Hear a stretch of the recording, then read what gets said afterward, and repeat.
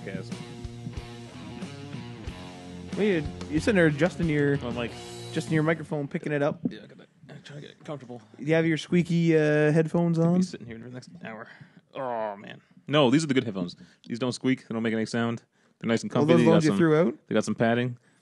Yeah, those were garbage. Hey, you're moving your head. It was like. What kind of monitoring headphones are they? If they're squeaking as you're moving your head around. Especially if you're trying to like edit like a movie like Stuart Little, where mice are squeaking. Oh damn it! And then you're like, and you're like, oh man, that's a perfect little squeak. And then you realize like, wait a sec, where'd it go? You know? You tell all your coworkers about the amazing squeak that's in there, and then you go to listen to it, and it's not there. It's just silence. That's a really stupid scenario, Matt. Welcome to Day One Patch Podcast, episode 191. Matt Lawrence, I'm Ryan Johnson. Skeleton crew today. Yeah, I killed Adriano. Jesus. I went to his workplace and beat him up. Oh, man. Some of the top stories this week. EA, always in the news now. Always under controversy, but this one is kind of, I guess, good news depending on where you stand. But they bought the Titanfall developer, Respawn. We're also talking about Xbox One sales in the UK. Big news on Battlefront 2. Big news! Big news! Also, we have some investigations happening over there in Belgium. Oh, yeah. Over gambling and what constitutes as gambling in terms of Battlefront 2 and Overwatch. New Super Mario movie could happen, according to the Wall Street Journal. And, yeah, we'll get into some of the controversy that surrounds Battlefront 2. So, we're just going to start with what's new, Matt. What's happening? What are you playing? What did you see? What did I do? I did something. watch? I did something big. Justice League. Did something big. Well, we watched Justice League, but I did something big in games, didn't I? I beat something or something like that. I don't remember. You beat something. Did I beat something? Deleted something? I started something. Whoa. There you go. What'd you start? Rebel Galaxy. Matt Lawrence. Shaking your head. What? You have Tomb Raider. Yeah. You have Okay, Horizon. No. Whoa. Tomb Raider's been written off. You have Horizon. Horizons. You yeah. have that's uninstalled. Shadow of War. Shadow War is a problem. You got some gaming to do. Now, mind you, I do as well. You probably have more than me. But I'm working my way through them. Yeah, I completed COD, and I'm like kind of slowly going through here and there on veteran, just trying to getting a few checkpoints in here and there, because I'm still playing the game online quite a bit. So there's another thing I'm doing, playing Call of Duty. No Overwatch, surprisingly, haven't picked that up since Halloween. We're kind of inundated with shooters now. It was weird. Like, I'm usually not that great at Call of Duty, for example, and like we've been playing so many shooters on console that I'm actually like doing well every match in Call of Duty. So it's like kind of one of those things where it's like the practice is like kicking in.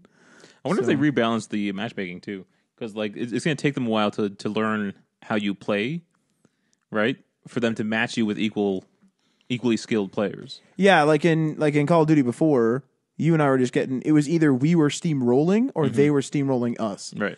And like it would even do that in like War, for example, because like some of the objectives are admittedly harder than others, like either to hold or to attack, and like it wouldn't even matter to the other team. Like they would just steamroll past those challenges, and then you would like end up not even holding those points that are hard for them. Yeah.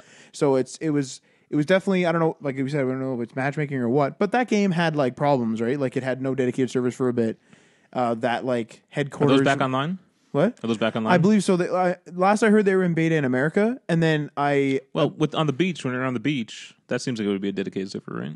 I was going to say then that ended up happening, and I noticed that I don't have a lot of like lag, and I haven't seen a host migration screen. So I'm assuming at this time, and I mean the news is probably out there, but I'm assuming at this time it's dedicated. But the thing is like people were like freaking out. Like I saw a lot of tweets saying like, "Hey, like this game's a disaster," and this, that, and the other thing. But like this game has and I think we've discussed this about other multiplayer games. This game has a fallback. If their dedicated servers go down, P2P comes up. And yeah, admittedly, P2P, due to the fact that, ping problems and host migration is worse. Would you rather still be able to play while they fix the dedicated servers? I would. Yeah, for sure. And I only saw 1 or 2 host migration screens, and I only had, I'm going to say 4 matches of real bad lag, and it wasn't like lag like I was lagging. One of them was definitely, it was during a big storm. But the other like 3 or whatever, were, my ping was good and there was some lag with the host. But like out of all the matches I've done, like I'm almost max rank. Yeah. So it's like minus prestige, obviously, but like what the heck? So I don't know. People were just really complaining about the game. Maybe it's because they're more competitive. I think they're just complaining. Yeah, I think it's just off the cuff, like it's just stuff. Yeah, like if you make a redundant system and it works, I'm fine with that. And P2P is fine. I played that in Call of Duty for most of my Call of Duty career. Do you know what I mean? That was all. That's all there were for a while. So I mean, it's not that big of a deal. Ranked does make sense. I mean, the rank season doesn't start till December 1st. Yeah, ranked I would say definitely needs a dedicated server. I would say that's fair for sure. But I don't know. I'm not really having any problems. People were freaking out about it. Honestly, I think that game, and this is another thing, and I don't know whether you've noticed this. What level are you?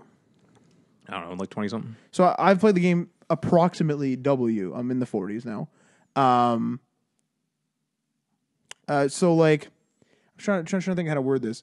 So when I was getting loot boxes, there's like the base loot boxes, right? And then there's like the rare loot boxes. And I was getting, decent mix, right? Of either of them. I almost every single time I went back, every 2 to 3 loot boxes, I would get one or more epic items. I've probably opened, and I'm estimating here, 5 to 10 loot boxes since I think it was an update last week. And I haven't gotten a single epic item. Now, I don't know whether that's because maybe there's like, a duplicate system that's like trying to give me less duplicates. Like I've gotten a few and gotten coins for it, like supply or whatever they call it. But like, I'm wondering if it's one of those jobs where it's like, it's trying to not give me duplicates. And like those epics that I have are like the easier to get epics, or whether like there was, a better chance of getting it in that first week or first couple of weeks. I don't know. Right. Because I haven't got any, but I got a lot before. So I don't know. But I think that, this chance potential, this is only I have a small sample size, but like this, me getting less epic items is kind of annoying. I think that loot boxes in this game have actually been done right. I'm not annoyed by them, at least. Well, it's one of those things, right, where I've always said, like, it feels really annoying to not really earn anything in games anymore. Overwatch, you're earning level, but you're not really earning anything else. Everything else is more or less loot boxes.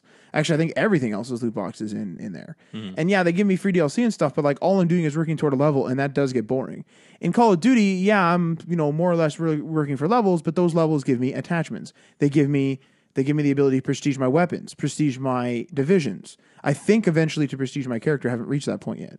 So it's one of those things where it's like I'm working to level up all these things. I'm like, prestiging these classes and getting extra stuff. And then my epic, like, I think it's an epic skin or whatever they call it, I think gives me like 10% more. Don't quote me on this. I think it's 10% more soldier XP or something like that. I don't remember what it gives me. But like I can buy stuff for supply in that. The only, there's some stuff like the salary and stuff that annoys me. But I don't know. I think that Call of Duty World War II is an example of loot boxes done right, in my opinion. Okay. But yeah, I don't mind them. Yeah, they're fine. Where people get really angry though is when it's like when it's something to benefit you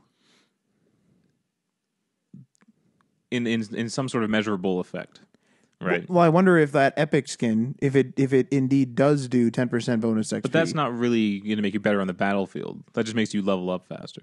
Yes, that's true. You know what I mean? People don't like when you have a gun that like can auto target and like kill everyone in sight. Stuff like that. They don't want. Yeah, if they gave me like an extra heavy MG attachment and it like made my bullets double damage, that's serious. Like that's not good. Yeah. So I think they should just stick with cosmetic stuff. It seems to make money. Makes money for Overwatch. Cosmetic stuff, yes, but they need to give you something to earn as well, and not just like, well, you have a character level. It's like, hooray! You know what I mean? Call of Duty gives you something to earn. It is fun to build on your character too. Exactly. Yeah. I don't because I like my jacket I unlocked, but I don't really care. I more or less care about my division levels and stuff. Yeah. What are you doing this week? I have a lot of games in the backlog, just like you. Don't be pointing fingers. Well, we've been trying to get through Ghost Recon with Aaron, so we started that back some damn good progress. And yeah, we took out a couple more bosses, and it's actually been fun. I've been enjoying it.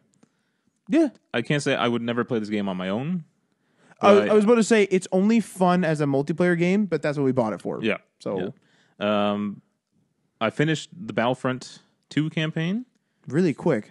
You did. Well, yeah, I wanted to. I mean, it's only like 5 or 10 hours or whatever it is. It's not long. Yeah. And I want to know the story. I want to know what happens because I care about the Star Wars canon, right? Right. So yeah, I wanted to get that out of the way before anything. Is that something that you I don't know if you want to get into spoiler territory, but is that something that you need to know, the information from that campaign, going into The Last Jedi? Like, is it something where it's like No. Battlefront 2 came out, you better finish this before you go into Last Jedi? No. No. Okay. No, not at all. What this game does, though, is it connects the original trilogy films with the Force Awakens. It kind of bridges that gap. Now, that is a 30-year span, so, but it does lay the groundwork. They're slowly piecing this puzzle together of what happened between those two movies. Okay. Fair enough. Empire gets toppled. The First Order appears. They're filling in that gap. Okay. Yeah. So it's not like something super serious like myself. I'm just trying to think as like a. I admittedly I watch all the Star Wars stuff, but I'm not like a super fan by any means. This canon information type thing doesn't really matter to me. No, they're actually doing a really good job of you not needing to know a bunch of stuff to watch the movies. If you're a fan like me who reads all the books and comics and the games and stuff, right? Yeah. It's fun to see things in the film that they put in there for the fans like me. In Rogue One, when they're on Yavin 4 at the Rebel base, Sure. over the loudspeaker you hear someone say General Syndulla report to whatever. Yeah. Right? General Syndulla is a character from the Star Wars Rebel TV series. Okay. So you would, like a fan like me, picks up on that. Oh, that's cool, But you don't need to know that. That's not vital information. Is he actually there? Is she actually there? Well, you don't see her in the film. No, but like, is it? She would be there though. Okay. And her ship, the Ghost, is seen in that final battle in Rogue One. Because I was just curious as to whether it's like totally fan service and like she's supposed to be in a different section of the universe. No. Where they're at on the Rebels TV series right now, they're working out of that base. Oh, okay, so that makes sense then. Yeah. Okay. Yeah. Okay. And she's not a general yet though, so somewhere in this season she's going to get promoted, I guess. Pretty good. Yeah. And what else am I playing? Oh, I bought LA Noire, the remaster on PS4. Kind of right beside me here. That just came in today via my Amazon Prime. There you go. I'm pretty excited for that. Although I don't know if I'm going to play the whole thing because it's long. I feel like what you should actually do with this game is kind of bank it for the summer when there's always a lull. Yeah. And then you can just bang it out in the summer. Yeah, maybe. Because we're probably going to have some multiplayer games to play in the summer, but it's going to be like back to Overwatch or whatever. Yeah. So I also bought Wolfenstein 2, so I haven't even started that one. You're going too ham. Like, it's too ham. I do this every year, though. But, like, it's not like the digital... Like, unless the digital is being pulled out of the store, and, I mean, it just came out. So, like, that's not going to happen. But unless, like they're not going to sell out. Like, it's not like you have to... I'm not worried about you're going full selling digital now, or you're trying to go mostly full digital. It depends. It's kind of... Like, I'm shocked that you bought Battlefront 2 digitally. Myself. Well, that one's a particular case of I wanted the theme. Turned out the theme sucked. So that was disappointing. Even then, though, like, I'm surprised you wanted a digital theme over a... Well, I mean, what am I going to do with the box? I mean, you bought this box, LA Noire here. Yeah, but I didn't want to. Damn it. I just did it. There's no explanation for it. I have no reason. Wolfenstein I bought on disc too. I have no reason for that either. No. So it's kind of just it's an ebb and flow of depending on what I buy. Fair enough, I guess. Yeah. Just shaking your head, trying to like catalog what you need to beat now. And I'm still working through Assassin's Creed, which seems endless right now. Is Aaron done Assassin's Creed? It's a good question. I don't know. Because I heard him say something about it was gigantic. It's gigantic. So I'm wondering whether like even he hasn't completed it, and I think he's sunk a lot of hours into it. Maybe he hasn't. I don't know. Like I've done so much in the game so far, and I look at the map, and there's so many provinces I've yet to unlock, or not unlock, but yet to go to. You haven't even gone there yet. No, and so I'm just like, oh my god, and there's still quests like popping up in the locations I've already been to, and I'm just like, oh. I wonder if what's weird is not weird. I don't know really how to describe what. I don't know whether you have an adjective for this. I guess is all these games are getting shorter games of service, blah blah blah, and then Assassin's Creed comes out of its hiatus and is just this like massive game, And even with Division, which is basically Ubisoft's game as a service, they have a lot of crap to do, like lots of activities and stuff like that. Even a bunch of like free stuff that was added, even if you didn't buy the DLC. So it's almost like Ubisoft is, maybe they're just late to the party, I don't know, but it's almost like Ubisoft is acknowledging and is ready to do the game as a service thing, but they're going to be the delivery, or they're going to be delivering, like single player games like Assassin's Creed, where it kind of came out and it like and it's weird. I guess it's that weird part I was talking about. It's weird that Assassin's Creed kind of went from this very open world but kind of linear story to this almost like an RPG. It almost seems like a lesser Witcher 3. Yeah. That's a pretty good description of it. Yeah. So to be honest, it'd be kind of cool to like, I don't know, like I haven't played Origins too much. But like, it'd be kind of cool to maybe like see where this goes. If they continue on this RPG-esque thing, will Assassin's Creed or even other Ubisoft games, as they learn about this formula, will they become the new like crazy ass single player games? Right. I don't know, because Ubisoft's all about the series. What if they make like a really cool medieval series or something? I don't know. I don't see why these publishers can't have a balance of games as service and then single player games. I think there's enough gamers out there to support both. The thing is it always comes down to, why did this game make 40 million and that one make 300? Get rid of the 40. Then shrink the budgets of the games you'll sell a lot of, but you don't need a game as a service to completely fund it. Like you're talking about like the games where you buy once and then that's the end of the investment. Yeah. So Assassin's Creed is not a games as service, even though I guess you can buy stuff in it, right? Can't you? I've literally played it here once, and I don't know. I think you can buy crates and you can get weapons and stuff. Don't quote me because I haven't even looked at it because you have to go to like a whole separate page to even see it. That's an attestament to itself. If you've done so much in your own words, you've done so much in the game, and it's not affecting you. Again, that's the whole Call of Duty thing. Mm-hmm. Are you in the game right now?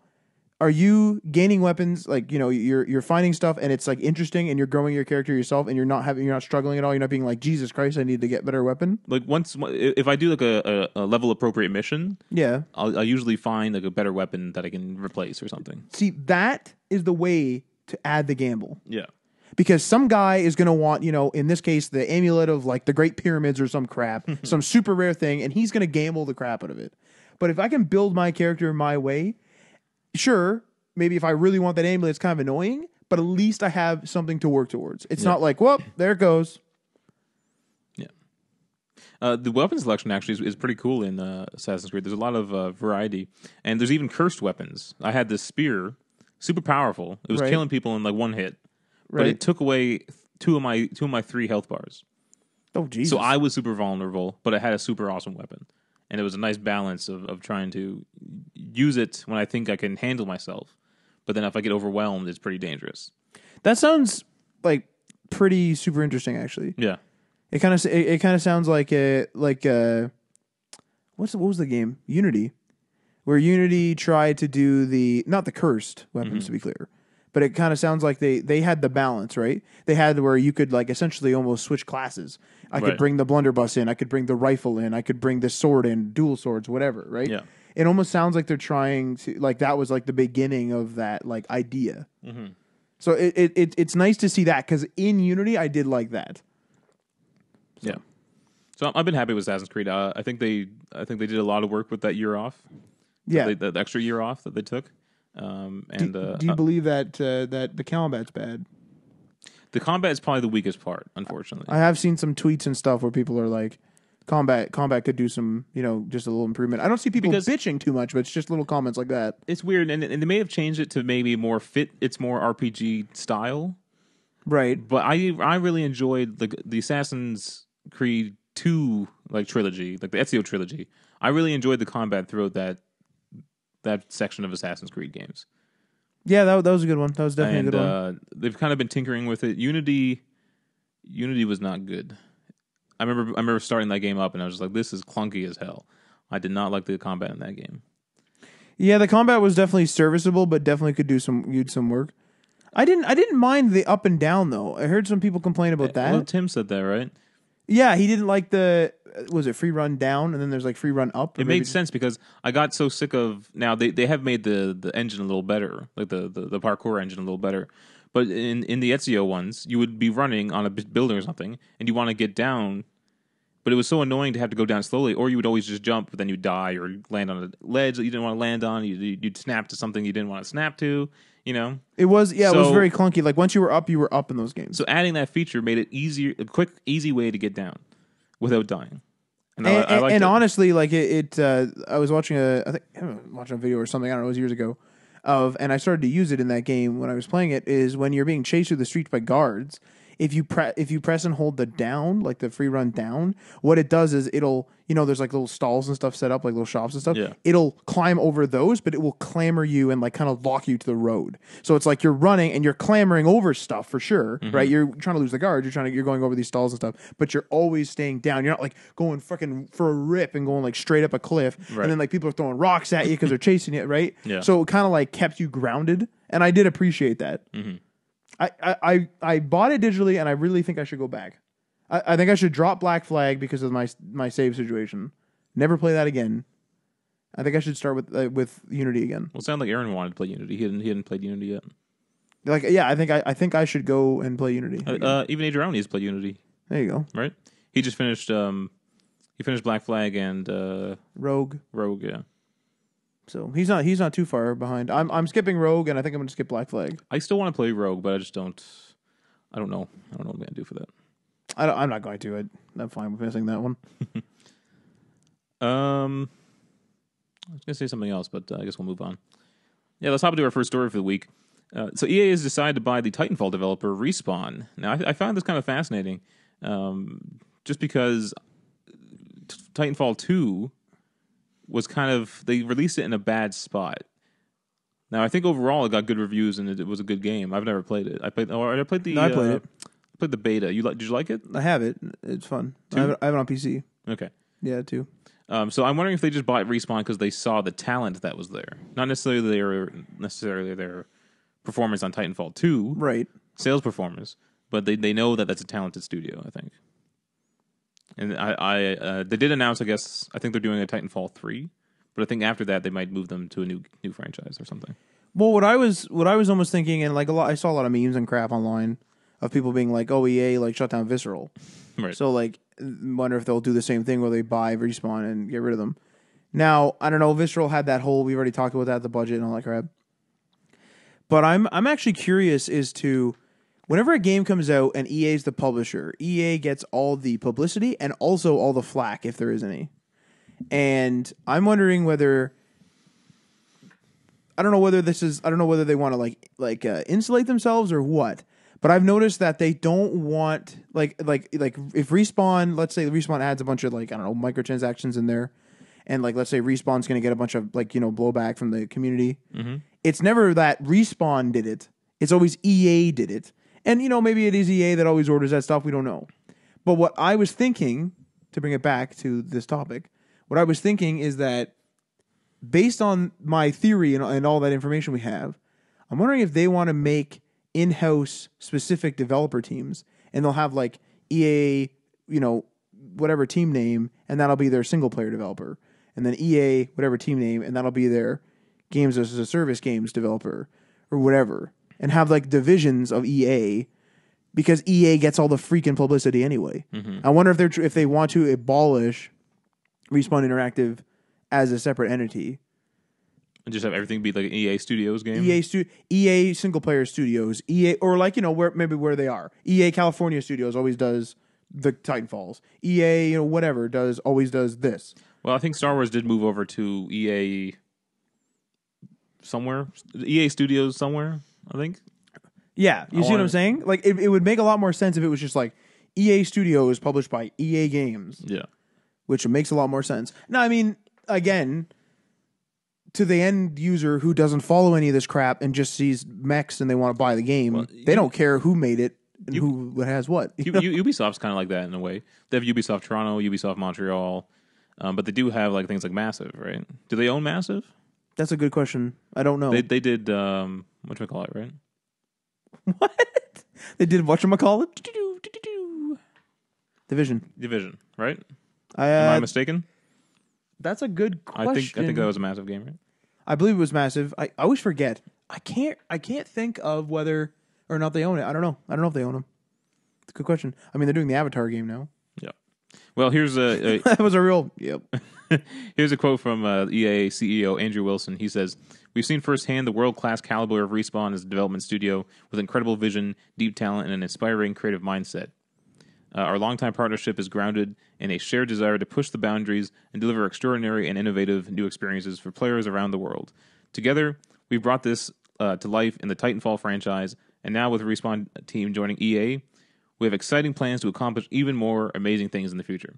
See, that sounds to me like they're going to have them do something other than Titanfall. Well, yeah, it does for sure. And to me, and I mean, I'm biased because it's my theory, but to me, it kind of sounds like they're going to conglomerate them in. Yeah, maybe. Which, I mean, isn't the worst thing. Yeah. All right. Well, there you go. I guess time will tell what happens there, and looking forward to Respawn's next game. Do you think that they would ever give Titanfall to somebody else and have them like?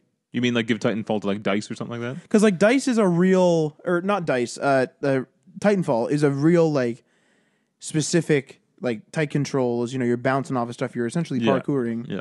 I feel like anyone else that touches that is going to either do it differently.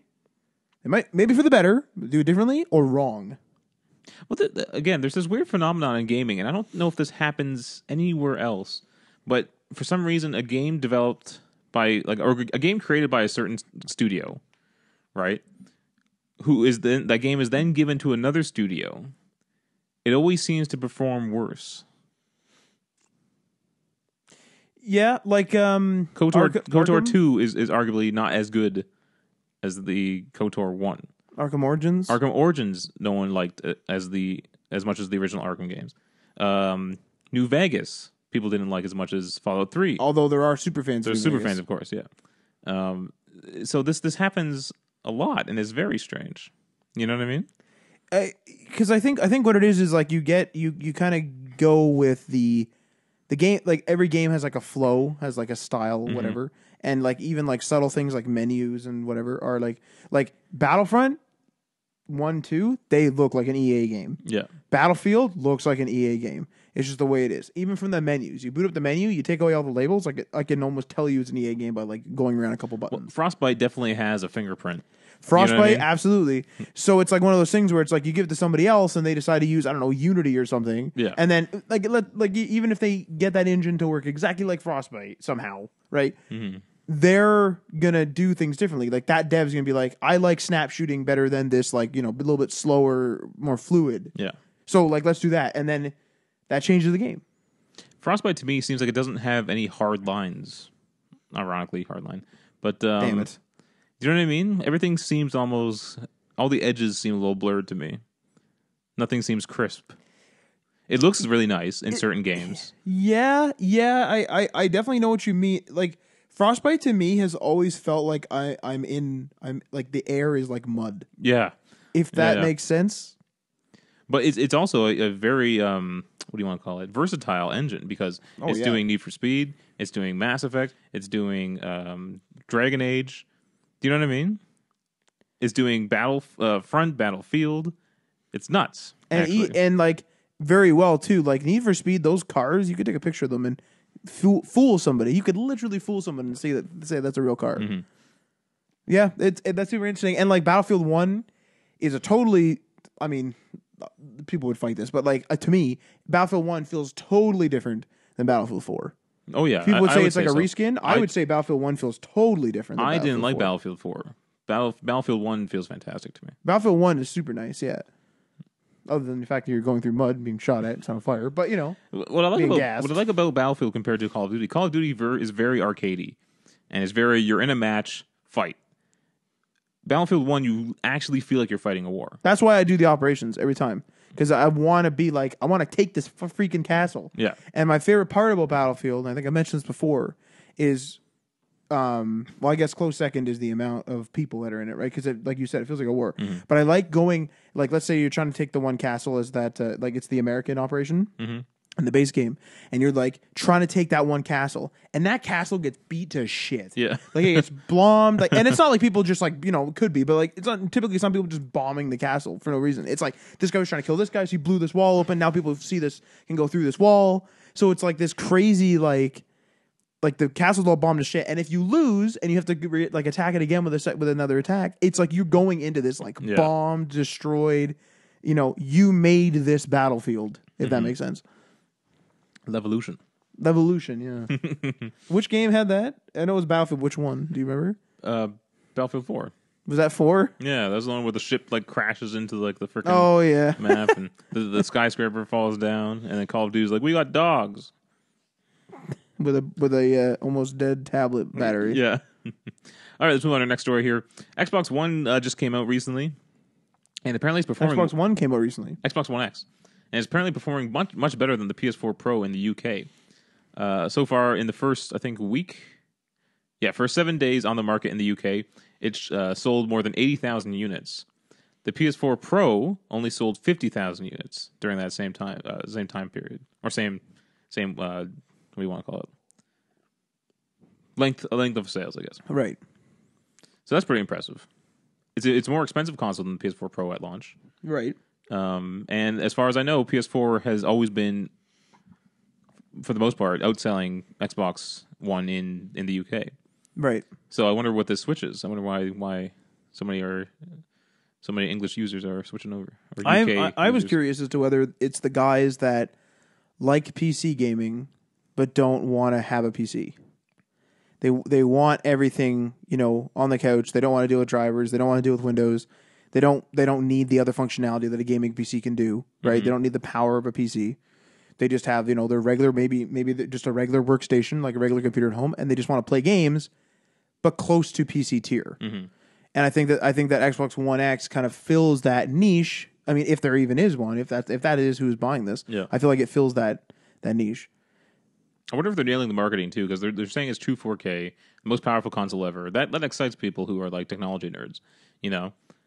Yeah, like seriously, like I mean, like admittedly, I have the original Xbox One, and like I'm fine with it. Like I have no problem with it. But the thing is like, if it went, like if I had to go get another one for whatever reason, right? Mm-hmm. I would seriously consider the X. You know, like to me, it is a little bit overkill and whatever, but I would still consider it. I would still look into it when I was looking for another Xbox One. Yeah. So and they do say, I know this might just be marketing, but they do say it does benefit 1080p players as well. You're going to get higher frame rates. You're going to get better performance, faster load times, stuff like that. Absolutely. Yeah. Yeah. And I guess somewhat enhanced visuals because you'll be able to get like better textures in there and stuff. Not 4K textures, but just, you know, maybe it's a little nicer. Yeah, no, for sure. It definitely seems like a killer console, and I think like people are willing to pay up for that to an extent, especially when holiday season's coming up. Yep. Right. And especially if they're getting like their first console or something, they might want to just get the best one right away and be like, okay, let's just get the best now. Yeah. And from what I can tell, so far, a lot of third-party games do look better on Xbox One X than the PS4 Pro. So that the little bit of extra power is just pushing them over the edges slightly. I mean, the X is a lot more power, though, right? Yeah. Like it's not the let's be serious. The Pro is much more marginal. Yeah. Than the Xbox, like especially my Xbox One to the X is like a big jump. I wonder why Sony didn't do a better console. Because I don't think maybe they were worried about the price, you know, because that really bit them with the PS3. So I think they're scared about the price nowadays. Do you know what I mean? So I wonder if they didn't want to do a $500 console like Xbox. It's probably one of those things, right, where there's that for sure. But they probably got taken by surprise. Like Xbox One had the Xbox One, right, the original, and then the Xbox One S. So like they were probably in the you know doing the thing where you know Sony always does a slim. Mm-hmm. So they're like, okay, well we'll just have the PS4, which is you know whatever, whether it's slim or not, whatever. It's just a different case essentially. Yeah. So we have a base PS4, and then we'll do you know there's increment like Xbox did the S, and then Scorpio probably just came out came out of nowhere, or maybe they knew about it and they were like, we're going to do more incremental. Xbox is going to do, you know, have a big jump and we'll see where they go from there. According to Microsoft, they were just working on it because they wanted to. The Xbox One X. They were as surprised to hear about the PS4 Pro as everyone else. They said that's surprising, if I'm honest. If this guy's being honest, yeah, that's pretty impressive that both teams decided to make a pro console. You know.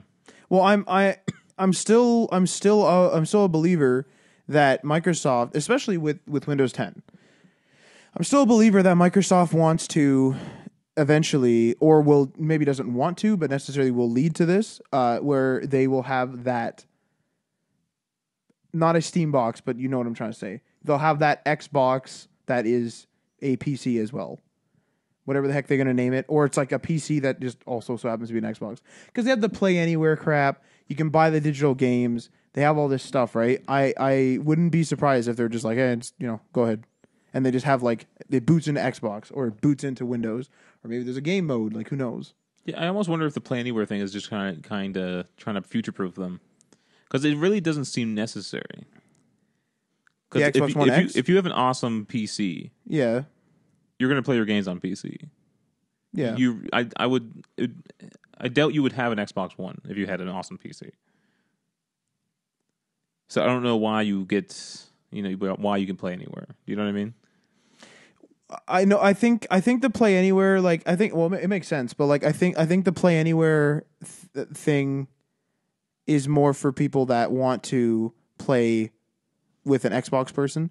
Like Adriano, like when I was talking to him about, I'm trying to get through the Gears Ultimate, just casually, like not seriously. And when I get through it, I'll go to 4. He wants to get 4 for the PC and then play. Mm-hmm. So I wonder if like the Play Anywhere is literally like just a trade-off. Like it's just another perk where it's like, hey, if you do have a good PC, you can play it if you want. Yeah. All right, moving on to our next story here. This one's pretty topical. Battlefront 2 and Overwatch are being investigated by a gambling authority in Belgium.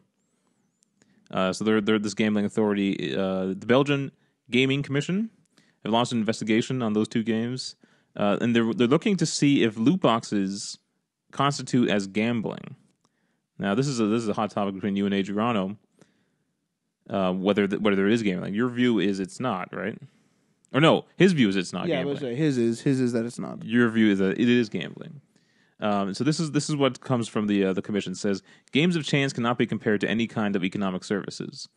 They may cause people to become addicted to gambling and cause them to lose a great deal of money. For this reason, a number of protective measures have been implemented to protect players against that sort of risks.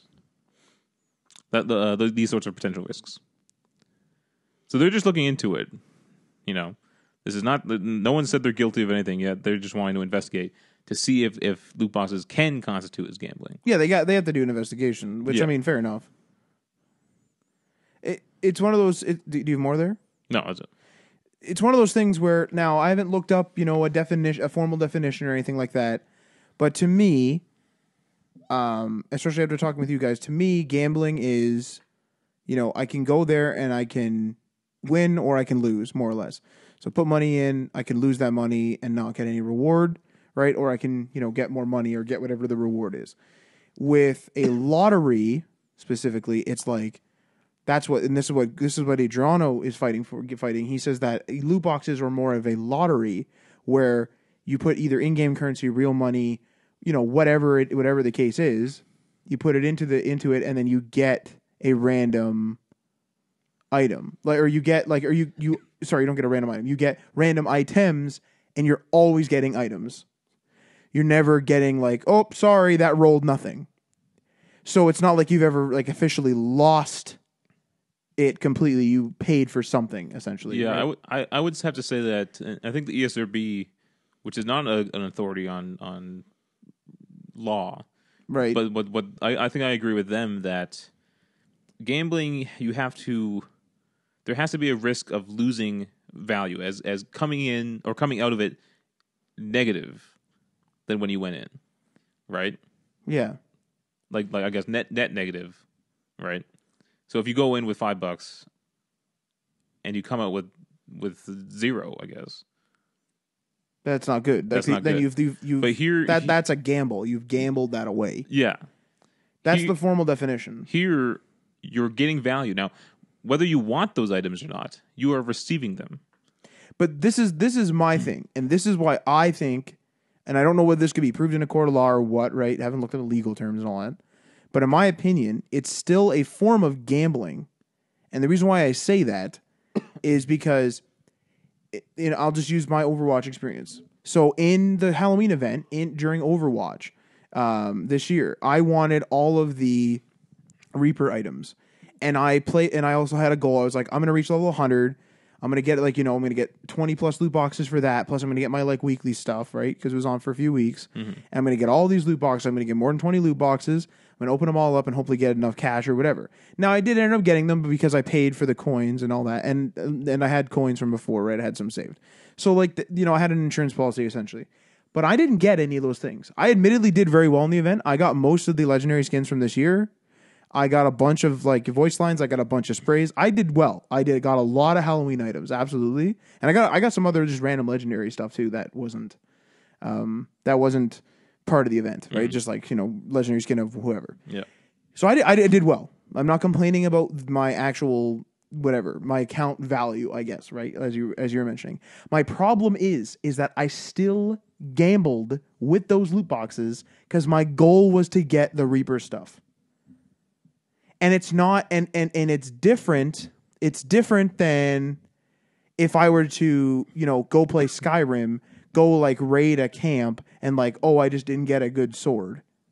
It's a different gamble. It's not. When you're in Skyrim, it's not a gamble. It's lore. It's backed up by lore, and it makes sense. It's the game just isn't going to keep giving you better stuff all the time. There is. I wonder if what's in this cave. There's a sense of discovery. In Overwatch, it's not like I'm getting, when I beat the level, it's not as if we broke into a bank in the Overwatch world and I got a box of loot to myself. There's no lore. It's this is loot box in that case is a mechanic. Mm-hmm. And I gambled and I lost that. Another good one is in Heroes of the Storm. I was about to get some legendary skin or something like that. I was one level away with one of my characters. And then all of a sudden they switched to Heroes of the Storm 2.0. Now I have to roll. And there's, I don't know how many items there are. There's voice lines and everything. There's tons of characters. So there could be thousands of items in that game. Yeah. So now I have a 1 in whatever 1,000 chance. And I don't actually know the numbers, but of getting that item, how can you not call that gambling? I'm not, I am gambling. I'm spending time on it and I'm not getting that thing. How is that fair, really? Because I don't think it's not about what you want. It's about you receiving something of value. In a court, I think that you are correct. And I think that I'm incorrect in a court. Yeah. But that's how this gaming thing is going to be determined, though. I don't know about that because, and I haven't looked at their previous cases, but when they say they're looking at addiction and that type of stuff. Gambling laws could be different in Belgium. The Belgium, yeah, absolutely. I don't know the laws, right? Yeah. But total assumption based on that statement there or whatever, what you were reading off there, that they're looking at, they want to protect people and whatever. Mm-hmm. They might say, hey, maybe legally this isn't gambling, but we have to regulate this because it's causing, I don't know, addiction or it's causing this or whatever their findings. And I think that people are getting addicted to the role. Maybe, yeah. I don't think no one has ever, and from my experience, not en masse, has ever asked Bethesda to allow us to purchase random items inside of Skyrim. No one's ever done that. No one's been hey, can you just give me cave end chests if I just buy them for $3 each? No one's ever asked that. They just go into the cave and go get it. Mm-hmm. So it's one of those things where it's I'm gambling away my time, essentially. I want something specific. There's no way to earn it anymore. And so I'm being pulled back in due to exclusivity, whether it be time, and then there's the gamble in there. It's a big mess. See, I think there's a problem though. If they find it's what you say it is in terms of gambling, right? Then all purchasing of mystery items should then be considered gambling. So I bought there's a record store in the U.S. and they just had a bag, you couldn't see through the bag, and they had 5 or so records in there, and it was just a random box or a random bag of records, Yeah. And so you buy it, you open it up when you get home, you take a look at what records you got. You don't know what you're going to get until you open it. Okay, Right. Is that gambling?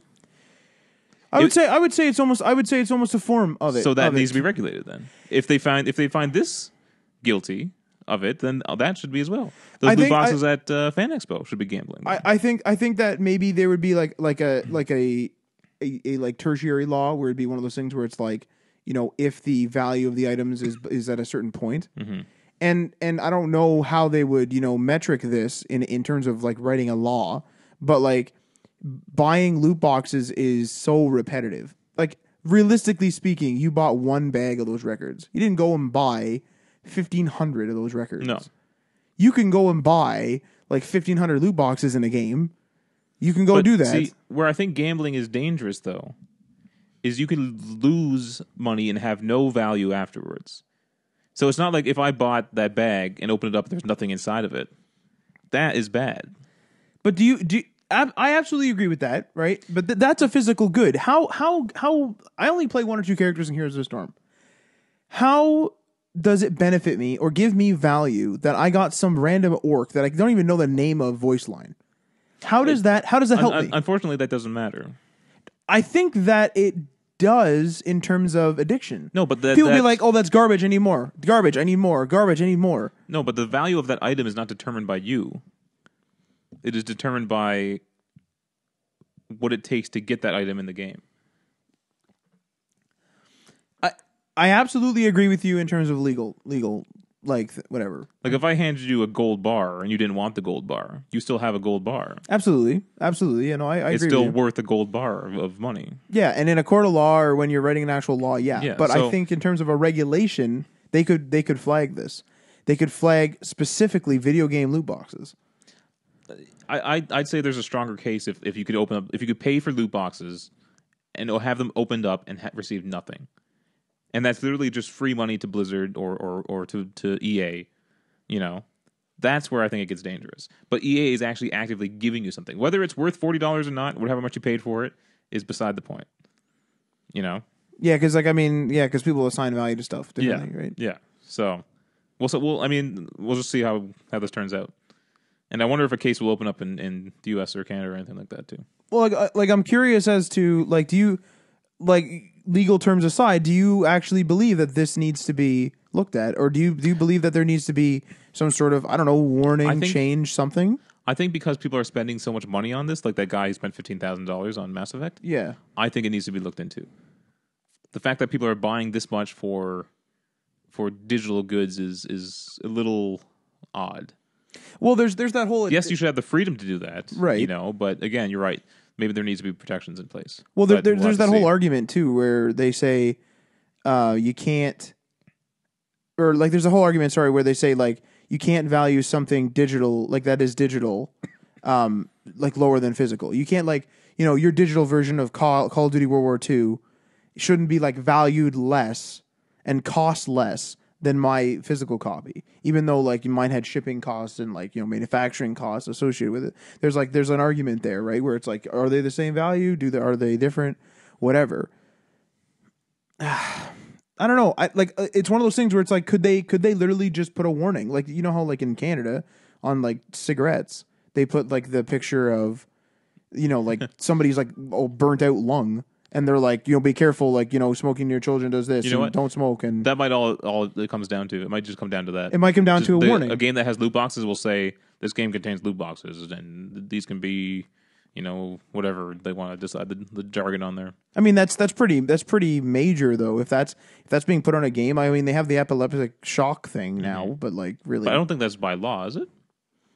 Or maybe it is. I would assume it is. Maybe it is. Wow. I would assume it is. I don't know. Okay, let's move on. Running out of time here, so let's just kind of get through these. New Super Mario movie could happen. This is according to the Wall Street Journal that said Nintendo is in talks with Illumination Entertainment, which is a subsidiary of Universal Studios, who made movies like Despicable Me, Secret Life of Pets, and Minions. Now, obviously, Minions is very popular. The Super Mario movie makes perfect sense, and the first thing that comes to mind to me is the Lego movie. Yeah. Makes perfect sense. Mm-hmm.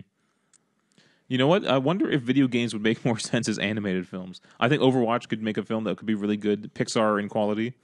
You know what I mean? Yeah, no, maybe that will be the entryway into making actually good, decent films. Although Ratchet and Clank movie wasn't too good apparently. I think the plot was kind of weak. I've seen it and like I have the game and stuff. I think that plot was kind of weak, but I think I have hope, and like call me an idiot, whatever you want to say. I have hope for that Division movie. I think the Division movie, like you're saying, that animation is simple enough, or like I don't know if you're saying it's simple enough, but it's kind of the. I think it's the least resistive entry into movies. But I think Assassin's Creed has too much. I think Assassin's Creed has so much like lore, secrecy. This person does that. There's ancient times and all this crap and time travel. With that one, I think they were banking on the popularity of the game. Absolutely, but I think it's one of those things where I think something like the Division or even Ghost Recon makes sense. It's simple. Go here, kill this thing. It's a virus. Go here, kill these things. They're drug dealers. That's it. There's your game, or there's your movie. Like, same freaking thing. They have two popular actors, Jessica Chastain and Jake Gyllenhaal. That's a pretty good get for a video game movie. And I saw there's like a Division short on YouTube. I don't know if it's sanctioned. I don't know what it is, right? But like I just saw a Division short, and it was it was enjoyable. Like I liked it. Like it was definitely an amateur film. Yeah. But honestly, I think you might be right. Is maybe animation and or simplicity. That even that Tomb Raider movie, it looks good at best. I don't. Know what I mean? It looks like it will just be like, okay, that was a good, that was a movie, and then you forget about it. But it doesn't look like it's going to blow anyone away. You know what I mean? And I think that's what you need. Iron Man blew people away on how good that film was. Right. That's what video games need, is a movie that is just a super good movie. Do you think that's something? Do you think that? Okay, so I'm going to try to explain this. So Bethesda games typically they have a story and everything. That's fine, but there's typically, at least in my opinion, there's a world, and then I just go play in it, and I don't really care too much about the story. I just more or less experience the world. Do you think there's a place in the movie industry where they can take a world and then just write a movie story? So instead of them having to like abide by the strictly the game rules, like if they go make a Fallout movie, instead of making Fallout 4 the movie, they make a Fallout movie of like a different dweller or a different trader or something, where like there's fan service, you see stuff from the Soul Survivor, obviously there's Nuka-Cola in there, there's like lore stuff, but it's not like specifically like but like House was alive during these years, why did they do it like this, why are they talking differently, why are there more details in the thing? Do you think there's room there where it's more or less the world that they're entering into? Yeah, probably. It might be more accessible. Because it's one of those things where we've discussed how you shouldn't make a comic book movie like a comic book. You should make a comic book themed movie as a movie. That's my problem with the DC films, is those are very comic book movies. And they should be making a movie that's comic book themed. Again, Iron Man it took the information from the comic book, but then made an action film. There you go. You know what I mean? Yeah. So yeah, I think that's what they need to do, is take the elements from the game, strictly the elements of the story, and then choose a genre and then make that. You know what I mean? So if you're choosing Fallout, obviously you have post-apocalyptic. It's all like that 50s, 60s nostalgia. Right. You have your Nuka-Cola. Yeah. So you just take all that elements, you write a great story, new characters, don't even use characters from the game, and just do that. Yeah. Have some fan service in there, like, the lone survivor went there. That's it. Mm-hmm. And I would say don't even explain stuff like that. Just have it run. Absolutely. No, absolutely. And then you just go like, I remember doing that in the game. That's it. Don't be like the Templars or this evil organization. We have to stop them. I don't want all that exposition. It's too intense. Yeah, and it's too much for an audience who doesn't know the video games, and that's who they need, because I don't think gamers aren't enough to support these films. And what's super interesting is like I want to know, like let's say it's just a writer that writes a story. Like let's say they wrote the story for Fallout 4, right? And if they like gave that to a movie studio and they never mentioned game, would that movie studio like shit on that script? Shit on that story? I don't know. Or do they only shit on it when they're like, isn't this that PlayStation game? That's another issue I want to bring up, is they always name these movies after the game. Now, understandably, right? But I feel like Fallout's a big enough game that a non-gamer might have heard of it, just in passing or whatever. Right? Yeah, I agree. Seen a commercial, whatever. So when they see Fallout the movie, right, they think, oh, video game movie. I don't want to see that. I'm not a gamer. I don't care about that. Like the Resident Evils? Yeah. Yeah, no, I agree. So I almost feel like Assassin's Creed should not have been called Assassin's Creed because someone might be like, I don't want to go see a video game movie. We could have called that like Templars and Assassins or something. I don't know. Something better than that, but you know what I mean? Yeah, call it something else. Yeah. Just call it like call it a Lone Wanderer, but like obviously that's in the game. But like if it wasn't, call it Lone Wanderer. Yeah. And that's like, oh, this is like Mad Max. That's cool. Because I think because there is still like a this sense of non-gamers that video games are toys for kids, even though it very much isn't nowadays. Absolutely. And so we have to find a way to convince those people to go see these movies and not know it's a video game. Yeah, my dad was interested in Resident Evil, and then I was like, that's a video game, and he's like, oh, I don't care. Yeah, see? That was it. Yeah, he didn't watch it. They just shut it down. Yeah. Yeah. No, I agree. We need a movie that's themed as themed like a video game, or themed from a video game. Yeah. Iron Man might have worked because Iron Man wasn't actually a popular character at that time. Yeah. I hardly heard anything about him. Yeah. So they kind of snuck him in there. Pretty good. Yeah. Pretty smart. All right. So good luck to the Mario movie, if it is indeed being created. I think this is all just reports. So we'll see what happens. Yeah, just real quick. Star Wars Battlefront 2, now they had that controversy over their loot boxes. When they went to explain it on Reddit, they received the most downvotes in Reddit history. A total of 680,000 downvotes. Oh man, that's terrible. So here's what happened. So after all this crap with the loot boxes and the high price of unlocking heroes, they did a Reddit AMA to try to like explain their intentions, right? I heard about this but didn't read about it. So here's the thing that got downvoted. The intent is to provide players with a sense of pride and accomplishment for unlocking different heroes. As for costs, we selected initial values based upon data from the open beta and other adjustments made to milestone rewards before launch. Among other things, we're looking at average per-player credit earn rates on a daily basis, and we'll be making some constant adjustments to ensure that players have challenges that are compelling, rewarding, and, of course, attain viable gameplay. So this also received a negative 577,000 karma score. So that was I believe that was the comment before the AMA. And then there was an AMA after. Okay. Days later, I think. A couple days later, a day later, something like that. So that's incredible. And yeah, like I didn't read the AMA because I knew there was going to be some toxicity, and I assume there is. I didn't read it. What's incredible is this all happened before the game even released. So these was all early copies that were sent out to YouTubers and reviewers the EA Access ones and all that stuff. And so people were just reporting on what they're seeing in the game. Somehow they're calculating the 40,000 or the 40 hours just based on what they're earning, I guess, per game. There was a breakdown. There was a breakdown of how much you're earning per hour. So EA goes into full damage control on this. They cut the hero unlocks by 75%, which is a huge cut. Right? Oh, that's a big one. Because you can already afford Vader. Yeah. Yeah. Yeah.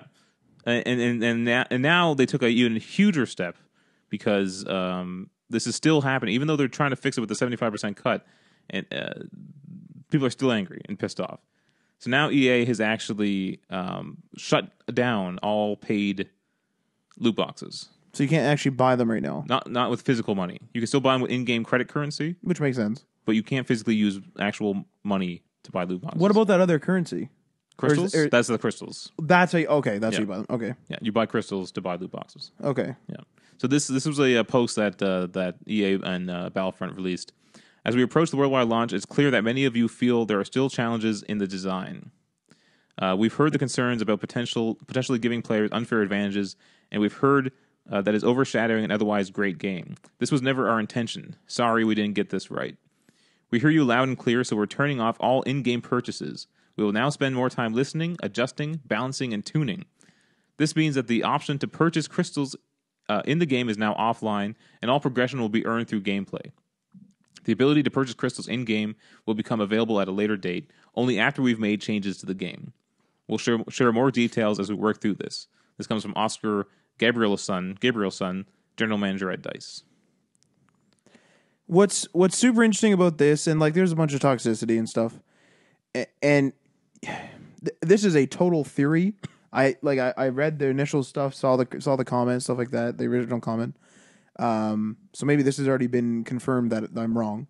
But I had the theory that since it was an early copy, and since it was EA Access, early access, whatever they want to call it, I had the theory that they didn't want people getting the heroes that other people would have to take a few days to unlock.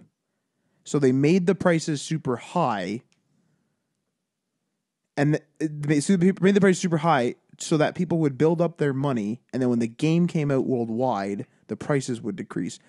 Because 75% to me sounds like a serious cut. Because they could have just did 25% and then seen what the community is.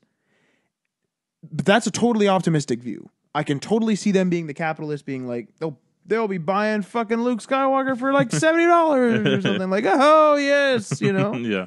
I can definitely see them doing that. But I optimistically think that. But the thing is that if they did do that price increase during the early access, they should have freaking said it. Should have said, like, hey, we raised the prices because you early guys, we want you to be able to play it, but we want the worldwide guys to be on par. And you know what? You might get some backlash, but that's freaking fair, I think. I did hear, though, that the reviewers got lower prices. Oh, there was some price fixing or something like that, right? So they could actually like experience those characters to review. Something like that. The fact that they had to do that means, like, come on, guys. What's so sad about this is that this has a campaign. So that was fan service. The fans wanted a campaign in the first game. They delivered it in the second game, right? They decided to do free DLC. You don't have to pay for DLC. They're going to give you new maps, new characters to unlock. Yep. Another great fan service item, right? They don't want to break the fan base away in online play, so everyone's getting the maps for free. Yep. Yeah, that makes sense. Absolutely. And then this just destroyed the game. Oh yeah, it was bad. And it's so much toxicity. This is probably hurt sales that I don't think they can recover. Even though they're trying to fix it and they're doing very good and trying to communicate that this is an issue that they're hearing loud and clear and that they want to fix. I don't think this game is going to sell as well as if this controversy did not happen. I saw a Reddit post, and like, you know, this is totally just a Reddit post. I saw a Reddit post today that was saying that like EA is now like, you know, trying to do damage control, and even if they fix this, don't buy the game.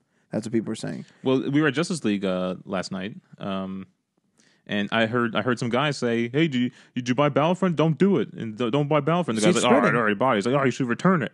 Like it's nuts, you know. It's because like the whole like thing to explain the in-game stuff, like you know, in like briefly, you get these star cards, right? Which you know are, you know, different weapons, grenades, whatever. They're like the enhancements, like the first game, right?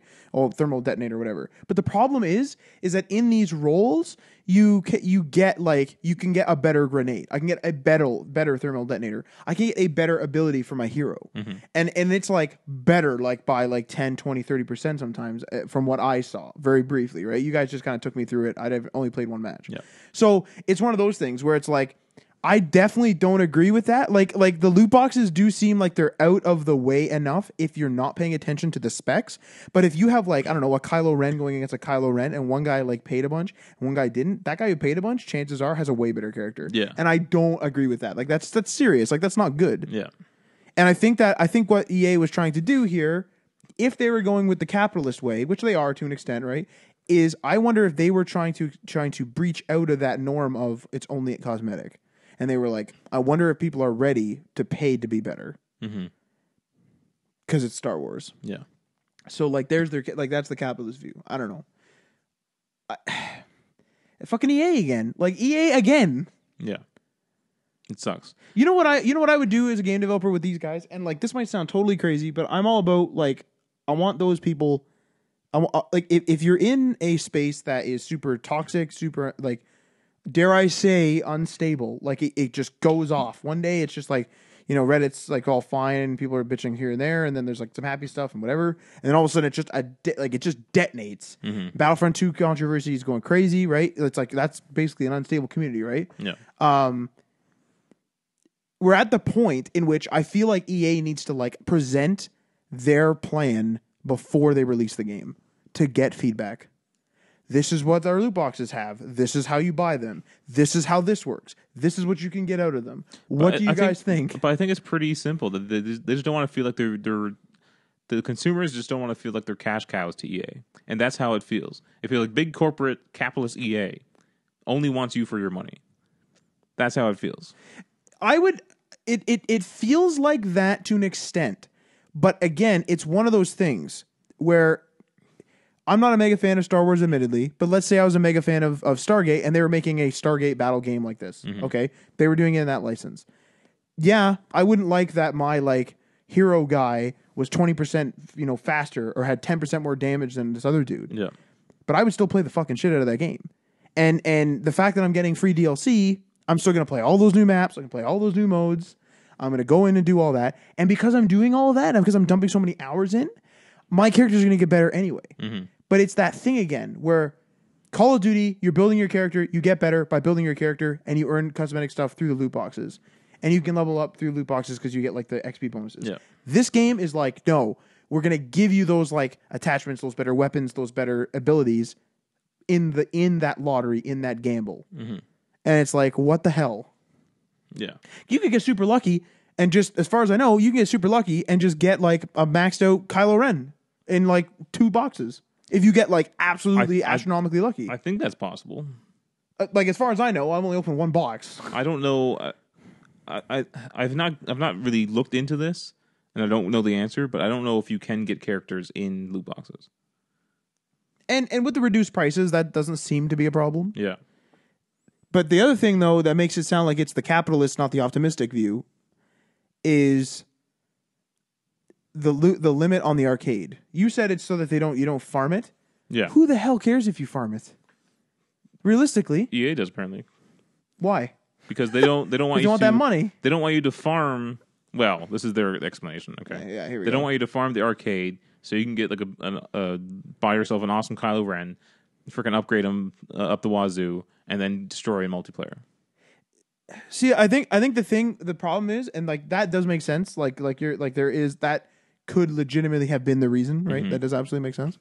I think the problem with games nowadays is there's, I don't know whether it's pre-built in toxicity or what, but take it out of Battlefront and take it out of loot boxes. Take it to Disney Infinity. I know that's shut down now, right? Disney Infinity was the figures, right? Yeah. Okay, I got the name right. I remember we were at Fan Expo the one year and we were waiting in line, right, to get in. And there's these guys behind me, and they were 2 parents, 2 dads behind me. They were talking about how they hated Disney Infinity because they were being basically cash cowed because the kid wanted Luke Skywalker and then this guy and this guy and this guy. And he's like, first of all, they don't sell you a Star Wars pack. And he's like, second of all, my daughter wants to play the game now, so she needs a base. And she's like, that base doesn't come with any characters, and I can't just let her use Luke or whatever, they get whatever characters they have. I can't just let her use Luke Skywalker or whoever the hell else is in the game because I need to get her the Disney princesses or whatever, right? I'm paraphrasing because it was a couple of years ago, but it's I feel like everyone feels like they're being cash cowed no matter what, and I don't know whether that's pre-built in because we're a capitalist. Yeah. I don't know. But I don't know whether in gaming it has gone to the extreme. Everyone does that for everything, right? Oh, that that mechanic was gouging me for this, or I didn't need new windshield wipers, he just wanted to put more in, or you know what I mean? Everyone feels like they're being gouged, and I'm sure that does happen in every industry at some point. But I wonder if gaming has just exploded. I don't know. It's strange because they constantly say that games are more expensive because people want more bigger cinematic action games, right? Right. And so they're building bigger, more immersive games yes. cost more money. But there's more gamers than there ever were before. Yeah, what are you dinging over there? This is Marty, sorry. Damn it. I thought I killed him. So there's more gamers. Consoles are selling like crazy. You know what I mean? It's I want to know. They don't really release how much money they make off of each game, right? Right. They just kind of at the end of their quarter, they announce how much money they made overall. Right. I don't think they really break it down per game. But I want to know how much a game costs and how much profit they made off of it. Do you know what I mean? Yeah, when is it really that tight that you need to add all these little nitpicky gouging into the games? See, that's a very good point and a very good question because when all these guys are yeah, but we're leaving 30 million on the table or whatever because we don't have the numbers. But it's really let's hypothetically say they made 100 million in profits. You're starting on 100 million when you're already halfway through 2 other projects. Yeah. What the fuck? Yeah. No, you're not. It sounds more like mismanagement to me. mismanagement or just straight up greed. Yeah. Another thing I said. Go ahead. Excuse me. Don't die. EA is a publicly traded company, so they have investors who are looking for profit growth all the time. Right. That might be one of the issues. I agree with that. I agree that maybe going public is a bad idea for this type of stuff. Like maybe that's why the indie community has. That also allows you to create bigger games as well, because you get that influx in capital from all the investors, and you can create bigger experiences, more games, more titles, more genres. But do you really need to have that bigger studio for games like, again, realistically, like Destiny 2? With the amount of features in that game, maybe the server infrastructure would be difficult, but if it was a single player game, I think any developer could make that game. Sure, they wouldn't have Nathan Fillion. Again, back to the Nathan Fillion again. But it's a very good. It's a good point. Like I'm sure Nathan Fillion got paid out the ass. But he didn't. Also, I don't think he broke the bank though. But those every time there's something like a Nathan Fillion in a game, and not blaming it on Nathan Fillion, right? I'm a fan. I watched freaking Firefly, but like Nathan Fillion, he ate. I don't know what his thing. This is just made up. I don't know what his salary was. He ate up $4 million, let's say. Then they had like some other voice actor. He added up $2 million. Then this one added up $2 million. Or what we could have did is gotten good but unknown voice actors for $100,000 all together. Mm-hmm. You know what I mean? It's like it's the nitpick of like you need to go through the nitpick to get the budget down. Yeah. But I feel like since they know games as a service works, now they'll be like, ooh, get the budget down, and we still make the money from the loot boxes. Yeah. I don't understand why people keep freaking out about story, and they keep saying like, oh, like we can't make these story games, or remember like that a couple weeks ago we were talking like story games might be dead, single player games might be dead, or whatever, right? Mm-hmm. Why don't they just do expansion packs like they did back in the day? That's games as a freaking service, basically. Anyway, but that's what DLC was. Absolutely, do that. But they seem tired of DLC. They need to find something more. I bet you that these microtransactions make a lot more money than DLC ever did. Yeah. And so it clearly is the better economic choice. Fuck, like it. Yeah. I want to know whether there's a middle ground. I want to know in Call of Duty right now. They already have the assets, you have whatever. Maybe they can't get more cutscenes and like more voice acting because those are like a lot of those guys are actually actors in movies and stuff, right? Mm-hmm. Maybe they can't get those guys again. But they have the assets, they have the engine, they have everything. I, as far as my knowledge goes, guarantee you that it is easy for them to go and make another 5, 6, 7 levels of Call of Duty World War II, whether it's with a different squad or what. If you sold me for a year a $10 a month subscription and gave me a mission pack every month, I'd subscribe. And you're going to get a hell of a lot more out of me than with the the loot boxes. And you know what? You want to keep your loot boxes in your multiplayer? Go for it. Mm-hmm. But you're now monetizing the single player. So I'm paying $80. I'm getting my single player. I'm getting multiplayer access. I have my games as a service, like monetization inside of my multiplayer, which I'm not a fan of, but they're not going to get rid of it. And then they're going to monetize the expansion packs. Everyone always like bitches and cries about the story. Do you not want to monetize me? I'm with Call of Duty World War II. I freaking love the story, and I'm going through it again. Do you not want to monetize my type of person where I'm not going to and there's tons of gamers like me and you, right? You're not going to buy a loot box in Call of Duty World War II. No, I'm not going to buy any freaking loot boxes in World War II and Call of Duty World War II either. So that would monetize gamers like us. Yeah, that's my 2 cents. All right, we're well over time, so we're gonna shut it down here. Just like EA shut down those loot boxes and or the paid loot boxes. So we'll see you guys next week. We're on the Google, we're on the iTunes, and anywhere else you listen to podcasts potentially. And we're on the not potentially. I have like 4 different apps. We're on the YouTube, so you can find us anywhere there. We'll see you guys next time. Peace.